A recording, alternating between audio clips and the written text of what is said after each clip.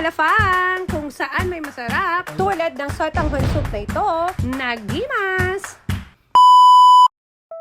Hello guys, so ayan, nandito ako ngayon sa may Balintawak. Tapos si Kuya, wala nang laman yung kaldero niya. Nag-order ako ng sopas. So ayan, masubukan yung sopas ni Kuya. Oh, sarap. Kaya pala napapansin ko tuwing pupunta kami dito, maraming tao. Tapos, meron din siyang for breakfast. Ubus Ayun, sa sinangag.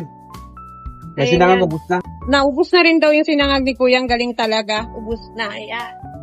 Meron siyang mga for breakfast. Kuya, magkano sa hotdog? Hotdog, 18. Dito. 13. 13. 13. Sa egg. 17. 13. 17, 13, and 18. Yan ang mga prices ni Kuya, guys. Gusto niyo mag-breakfast dito sa may Balintawak Market. Nandito lang siya sa may entrance. Tapos ito lang siya sa may gilid. So, ayun guys. Try na natin yung kanyang sopas. Kahit wala ka pang hinahalo. Wala siya na siya. Milky. Pag gusto mo naman lagyan ng paminta, pwede rin para sumarap. Pwede rin maglagay ng chopstick. Pwede rin maglagay ng chopstick. Kaya wala kang suka. Okay, na rin din. Naubos na rin. Sara ka na. Lahat naubos na eh. Ang lakas ni Kuya guys. Kasi anong oras pa lang, paubos na siya. Lagi ko siyang napapansin. Daming kumakain dito.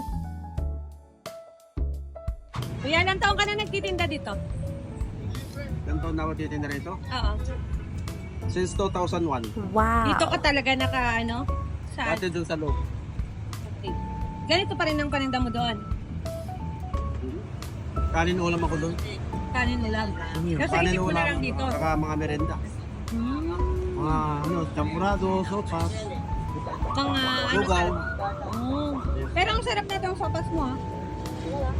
May sotanghon? Oh. Ano yung noodles din? Ay, may sabaw din? Patry kami, Maria. Meron ding sotanghon soup si Kuya at susubukan din natin yan. Dahil napakasarap ng kanyang sopas. So, milky, hindi talaga siya tinipid. Ito, Tapos, tinatanggalan eto namin ng balat. Tinatanggalan mo ng balat yung... Yung tapos may iman yun. Nakaka-blood ka din. Oo nga. Tama. So, sabi ni Kuya, tinatanggalan nila ng balat yung manok kasi ka-cholesterol, nakaka-high blood daw yun. So, concerned siya sa mga kumakain sa kanyang matatanda na. Wow! Sarap. Tignan nyo guys. Oh, vermicelli yan, Kuya. Vermicelli sotanghon sa poro. Wow. Nagkano yan? 30? Dati yung sopas 30. 25 lang sopas? 25 sopas. So guys, ayan yung sotanghon namin. Susubukan ko na siya. So try na natin. Kasi tapos na ako sa macaroni soup. So eto guys. Pwede mo siyang lagyan ng itlog kung gusto mo.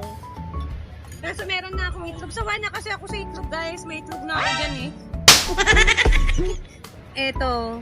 Yan. Wow. Tingnan nyo. Ang sarap. So, 18 years na nagtitinda si Kuya dito sa may Balintawak. Sarap. Nandito lang siya sa may corner. As in sa pag-entrance mo, nandito lang siya. As in sa corner, mapapansin mo siya kagad. Siya lang po yung nagtitinda ng pagkain. So, ito yung batang lumapit sa akin. Imbes na bariyang ibibigay ko sa kanya, nagpa-take out at binigyan ko na rin siya ng pagkain niya. So, ayan na nga. Kumakain na po siya, guys. So, napakaswerte ng mga bata ngayon na nakakakain ng maayos 3 beses sa isang araw. Pero sadyang may mga bata talagang hindi makontento at naghahanap pa ng kung ano-anong pagkain. So, ayun. Unuhin natin na imas, intay ramanan.